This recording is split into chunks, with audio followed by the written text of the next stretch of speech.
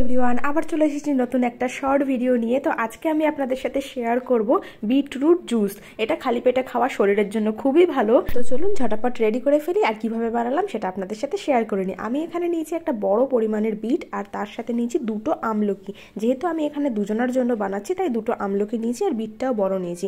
একজনের জন্য হলে পরিমাণে সেক্ষেত্রে কমে যাবে। তো তারপরে খুব ভালো করে এটাকে ধুয়ে নেব, তারপরে মিক্সিং জারে দিয়ে এটাকে পেস্ট করে নেব। অল্প একটু জল দেবো যাতে খুব ভালো করে পেস্ট হয়ে যায়। আর তার সাথে পুদিনা পাতাও দেবো ভালো করে ধুয়ে। তো পেস্ট হয়ে গেল তিনটে জিনিস। আর অন্যদিকে আমি নিয়ে নিচ্ছি একটা পাতি লেবু।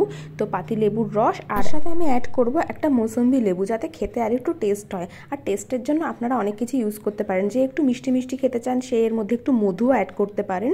এই যে আমি এরকমভাবে দিয়ে দিচ্ছি ছেঁকনির মধ্যে, যাতে আর কি দানাগুলো খুব ভালো করে পরিষ্কার হয়ে যায়।